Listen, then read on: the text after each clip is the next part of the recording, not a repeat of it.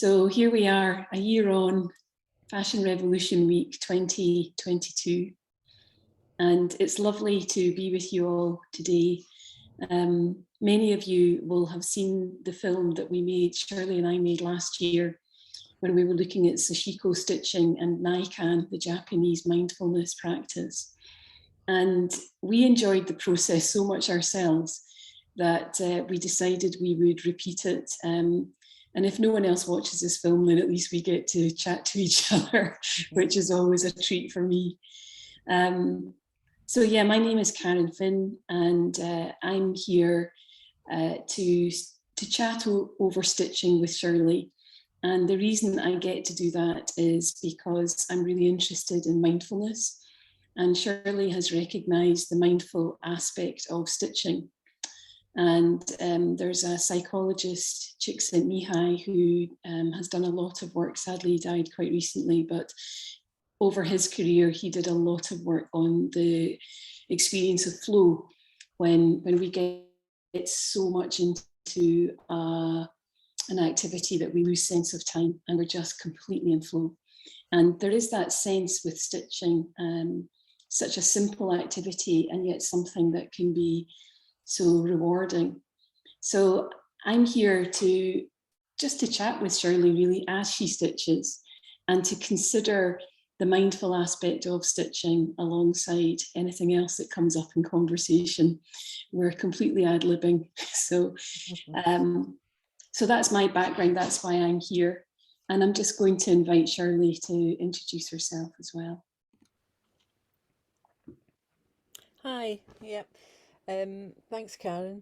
Yeah, because we just spoke briefly before we came on about how we were going to do this, and I was just trying to quickly sort of introduce why I'm doing what I'm doing, really. My background's always been in design. I used to have a commercial textile studio in London, and then when I returned to Scotland, I started to look at excess and excesses of design of clothes, and so I set up my own practice, which was more to do with designing pieces that have a longevity, that tell a story, that are more personal to the person that I'm doing it for. I got fed up with designing work that was just part of something and not always used. So this excess really bothered me. And so also that's what I lecture in at Edinburgh. I've been a lecturer there for about 20 years.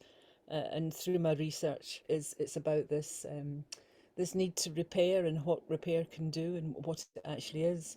So I think the two things I've spoke to Karen over the years were both part of Fashion Revolution, so that seemed a natural fit.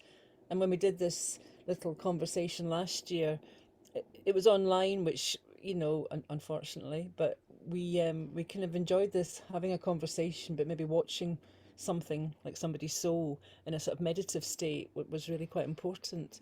So I think that's where we're going to go today. So I'm going to turn this camera off again and just work my way around this piece of cloth that we're going to talk about as we go through the process. Okay. Yeah, great. Thanks, Shirley. And there are, if you go to the Fashion Revolution Scotland YouTube channel, you will find the film that Shirley and I made last year there, which describes in more depth what the Sashiko technique is about.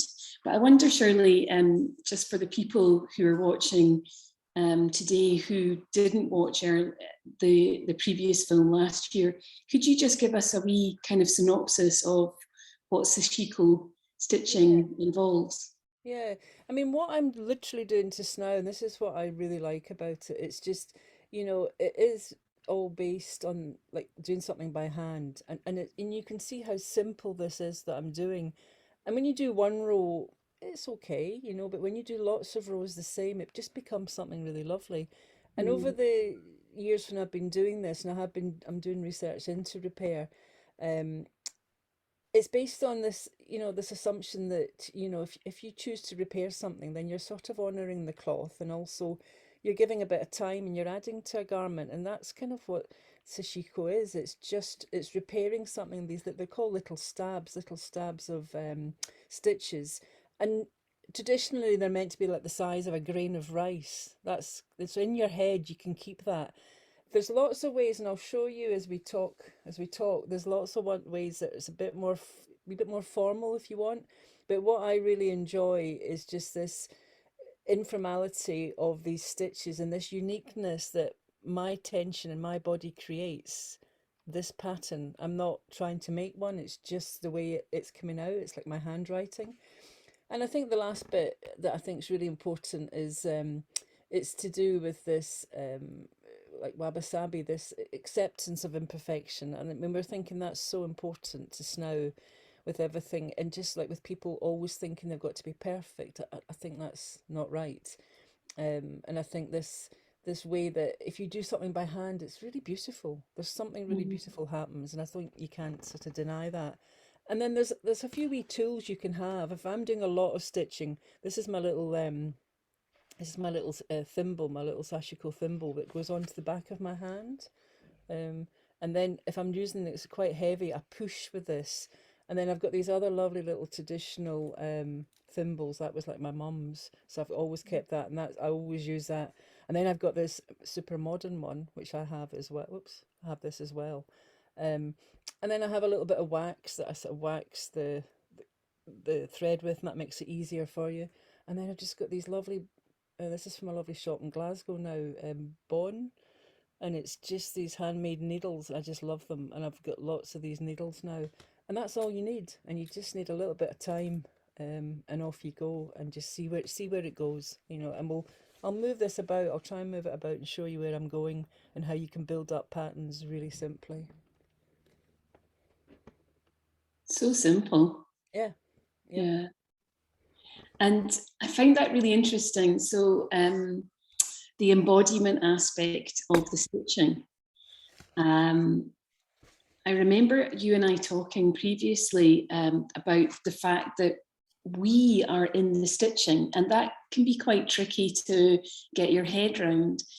But the story that I told you was that my mum had been in hospital when I was a kid, and I remember knitting a teddy, and the teacher being so frustrated because the teddy was so small because my knitting was so tense, like so tight.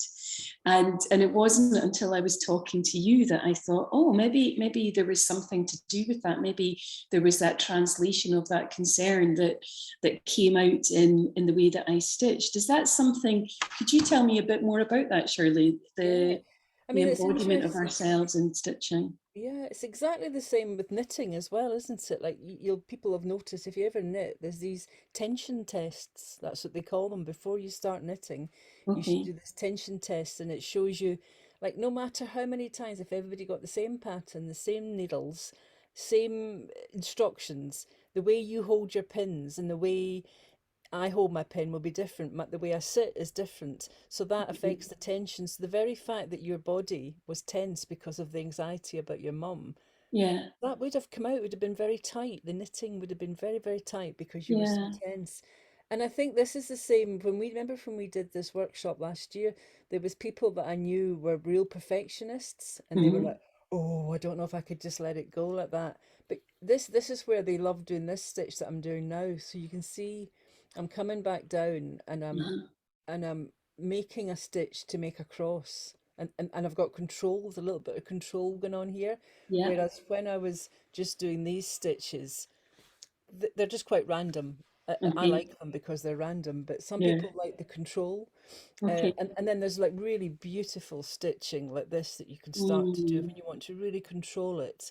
Um, but again, you wouldn't be able to pull this too tight because I think it would start to pucker. And so there's a Okay. little bit of letting things go. Like you just need to let the sewing go and let the needle kind of go on Mm. this little journey that it wants to go on.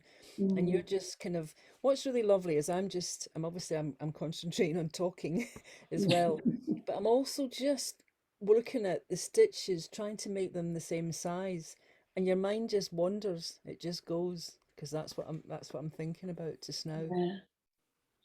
So if your mind just goes, does that mean you're not thinking of anything because you're just focusing on the stitching? Or do you find random thoughts coming up because you're not? really focus. Yeah. What's been your experience, Shirley? I think a wee bit of both, and I think, there's certain lots of people I've met and that have talked about this, this giving yourself this little bit of sewing in the morning, just to almost, not like yoga, but almost like yoga, just to Uh-huh. empty my head. And I Yeah. do find it, because I've been doing this research, this whole sabbatical on repair. Hmm. I've been sewing a lot, and so weirdly things just come into my head because maybe I'm more receptive because my mind's a Mm. little bit more focused on this. Yeah. But there's some days when I just literally concentrate on just the repair and just trying to get these stitches to work. Like just, and so I think that does give me because there's just a lot going on, and you can't always empty your head, can you? It's Mm. really hard to do that. Mm. Yeah, because if you think about the eureka moments that we have, very often it's when we're doing something really mundane, Yeah. some housework or something that requires us to think to a certain extent, but not an awful lot. And Yeah. that's when something else comes into our mind. So it's interesting to think that could be happening in sewing as well. Well, yeah, well, it's like Um, that thing, isn't it? When people say, like, if you lose your car keys or don't think about it and you'll yeah, remember. And I yeah. think this gives you that little bit of time where you don't think about it, and you'll just end up with this lovely piece of fabric that, I mean, I like it because I can repair. I've been repairing clothes with it, and it's really, you're reinforcing it, but also I'm just giving myself a wee bit of a break. Mm. So it's a bit of a double whammy then, because you're allowing your body to relax, your mind is relaxing. In fact, it's a triple whammy Yeah, because you're also repairing something. So you're committing to the environment instead of previous models of fast fashion. You're actually you're making a commitment to doing something different, to actually turning that around on its head, aren't you? yeah. Well, I mean, they say it's like a little, it's an activism, isn't it? I'm saying Mm. I'm not buying into this. I'm not buying new things all the time. I'm going to repair this, and I'm going to show you this repair. I mean, that's like Ursula de Castro. That's what she talks about in her book, Mhm. and then there's Kate Sikules, is it? And she does all this mend, and she's really passionate about showing the mend and like being in the moment and doing it and adding a story, because we talk about that a lot, didn't we? We talked about adding a Mm. story, adding a bit of I'm adding a bit of me to this. Yeah. This is going to be a cloth that we're going to tour around with and see if we can get people to add to it, and see where that goes. But also, even when you do a repair, don't you, you're adding something else, Mm. and I think that's really special. I think Yeah. there's no way of getting away from that being quite special because it's been hand done. And even your mum's thimble, the stories Yeah, and the yeah, materials that you use, as well as the repair that you're doing. yeah. I mean, that we spoke about that the other day, and I was just saying, I mean, I was trained as a printer. I wasn't trained as a stitch. I wasn't trained as embroidery as such, but I've just sort of Mhm. learnt it. But I didn't enjoy it when I was younger because it became very formulaic and very, you do it this way. And it was Mhm. very precious and it was very rigid, and I didn't like that, Okay. I wasn't good at it because it made me too anxious. And I think that's, remember, I was speaking about a teacher, a primary teacher that I had, and when we were learning to write our names, even, she said, don't rub it out, don't rub out your mistakes, because you won't know what you've done wrong. Yeah. And Oh interestingly, yeah. I've found that teaching, like, quite often I'll say to students, don't show me the perfect bit, show me the workings, because that's really interesting. Yeah. Definitely. And in showing the imperfections, I wonder. We've had over 2 years now of dealing with lockdown. Mm, Um, and there's a sense of almost grieving the loss of our freedom during that time, and the imperfections that we have. I'm not sure how um, that's occurring to me just now, but mm, it feels that we're more vulnerable now. That perhaps the experience of lockdown is coming to an end, but we're now able to kind of sit back and think, oh, what happened there? And certainly in my role within coaching, I'm seeing that there's a lot of grief, a lot of anxiety that we're experiencing now that the lockdown is finished. Mm-hmm. And yeah, I guess there's a story there about the past couple of years, our history. But I'm wondering going forward if activities like the stitching that you're showing us just now would be part of our repair as well as part of the cloth. Yeah, I mean, I agree with that. I think we were just talking, weren't we? We lost so much. We lost how to kind of, even how to read people because we couldn't see emotion. Mm, That was really important. And I think as much as we do these things online, I mean, we're quite keen to do both, aren't we? Like, yeah. there's the disconnect of what we're doing. We don't Mm, know if anybody will watch it. We don't know what their reaction is. But when we get to take this out and we try it, there's something. I mean, there's something really lovely. I did a class with some school children, and there was something really lovely that happened when they started to show each other. They'd never sewn, and they were starting to do a little bit of sashiko, and they were like, "Oh, I'm not sure." Of course, the hardest thing we were talking was to get them to be able to thread the needles and things because of their big long yeah. nails, which I hadn't thought about. Um, but that was quite hard. But once they'd got it going though, and they actually appreciated each other's work, I think that was something that we didn't get online, and they were showing each Mm, other, um, and they were showing this kind of rawness as well. That they were showing there were there was some little mistakes. There was bits that hadn't happened the way they wanted it, but each of them were really lovely towards each other. They were mhm. really complimentary, whereas and we were comparing it, weren't we, to this kind of Instagram liking and not liking and making it perfect and taking it down if you haven't got enough likes, and Yeah, it's such a pressure, isn't it? So yeah. I think we're human. We need to interact, don't we? We need to Mhm. sort of, yeah, communicate with other people, and I think this is a really nice way to do it and to repair. Yeah, we're repairing more than just the garment. I think is what we're saying, really. Yeah, yeah, that acceptance of each other. Yeah, Um, so there's what I'm hearing just now is that there's the benefit of stitching for ourselves, of slowing ourselves down. So similar to yeah, if you're having a time of meditation where you might start to recognize your feet on the ground, the gift of gravity, the rootedness of ourselves on the earth, and then the openness of our chest, the breathing. And as we bring attention to all of that, slowing ourselves down, our breath rate, our breathing slows down, our heart rate slows down, and we start to have a, a sense of rootedness, groundedness, but also freedom. And there's that aspect to stitching where we're actually not able to run around and we're not able to scroll through our phones, and we are very much in the moment, only stitching, yeah.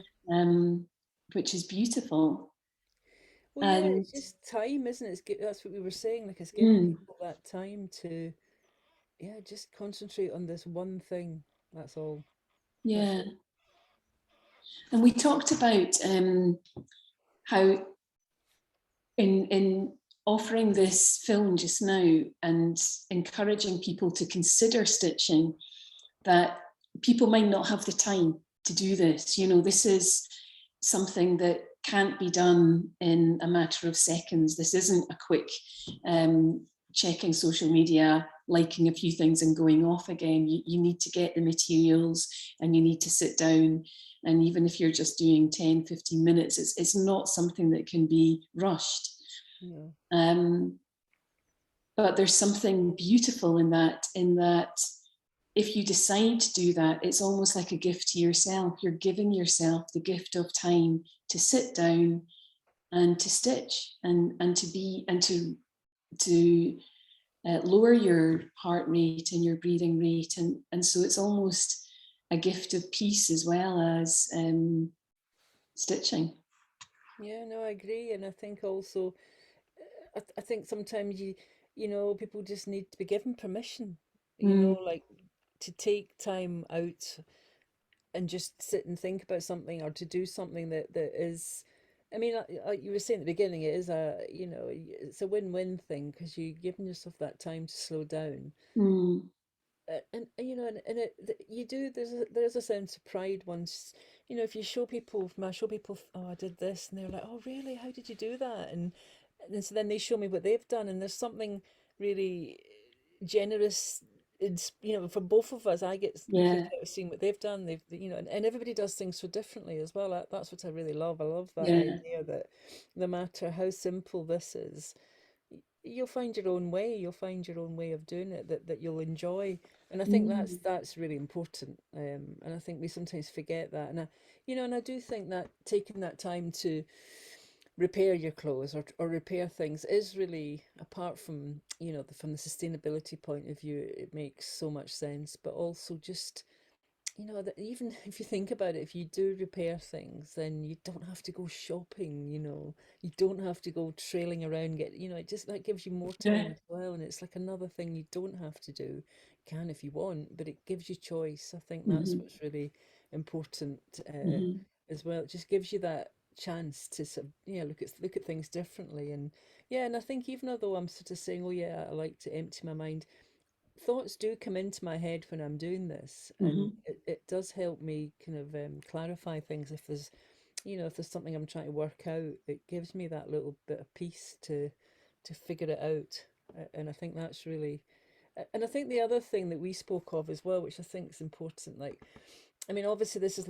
I was saying to Karen before we come on. This is an old bed sheet that actually a good friend gave me to repair, but it was so worn I couldn't actually repair it, and so I cut the bits out, and I kept it, and I dyed it because I knew I was sort of talking about Sashiko, which is normally navy fabric, indigo fabric, and white thread, but I sort of thought, oh, actually, it's part of this whole fashion revolution as well. It's like finding ways to repair things that you wouldn't value anymore, Hmm. And so once you start looking around, you find things and people give you things, and it's completely different to buying a kit and just doing a kit like this. I feel this is really, I'm kind of excited to see where Karen and I go with this because we're going to sort of take this cloth and we're going to add to it, and I don't know what will happen, and that's Mm, exciting. But that wouldn't have happened had we not had a conversation. yeah. It's reminding me of the quilting that people who were suffering with AIDS or Yes, who had lost people they loved through that disease, yes, and how yes, they used that gentle activism of quilting as yeah, well. Yeah. yeah. And I think we mentioned last year, I think it was you that shared the story, Shirley, but correct me if I'm wrong, about um, someone, it was a female who was in a boardroom, and I think she had knitting, and she was in this board meeting appearing to be engrossed in knitting, but at the end of the meeting was so much better informed than anyone else. She'd been Wow, listening so much more attentively yeah. through that process. So yeah. No, I think that's true. I'm going to test this out actually next week at Edinburgh, Uh-huh. um, with our students because I want them. I've got to present with the research, a bit of research, and I want them just to sew when I'm talking. And I did try and do it at a couple of conferences. And I personally do think you can take information in when you're Mm, really just doing this one thing. But that mm, was where I got lost there. What I was going to say was that time when mm, we mentioned, even like, we were talking about fast fashion and we were talking about Primark, and we were saying even, that sometimes, I mean, this is that sort of saying, this is lovely fabric, so it's nice to work with, it feels nice, and it performs really nicely as well. It's nice to mm, work with. It's very forgiving. But some of the men's, if you do a men that's on something that's a bit more like a cheaper fabric or it's more difficult. But we were saying, we should still sort of think about mending that if it was a Primark t-shirt or something, because yeah, somebody's made it and yeah, somebody's, worked on poor conditions to make that. So we need to still honour that. So I think that was the other thing I was going to say, because quite often that comes up. There's a thing about sustainability, isn't there? And just that whole thing of, if it's not a really good fabric, then why would I want to mend it? But I think there's still a story you can add. Yeah, that's beautiful that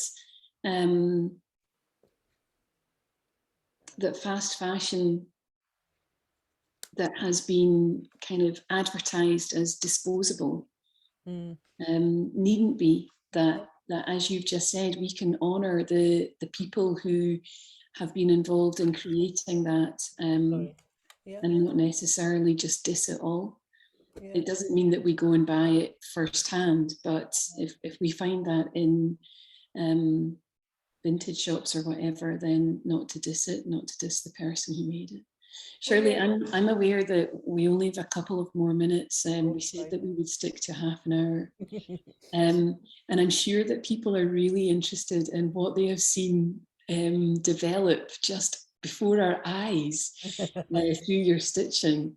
Okay. Do you want to, is there anything that you want to, like, has anything arisen in your mind? I know that you haven't just been in that flow state because you've been chatting to me, but is there anything that's coming to your mind as you're looking at it now?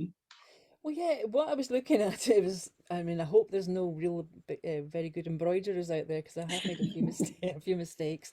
But that's the other thing I think is really good about this, is because you can just unpick it really, and it doesn't leave a mark. So if I just thought, actually, do you know what?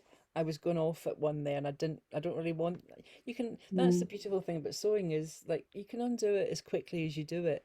But okay. I mean, I don't, because I just think, well, nobody else will have another one like this, so I'm not going to undo it. And this will remind me of this conversation. And I think that's what I'm saying. All of this is, it's just it's creating something, but it's creating a memory. Yeah.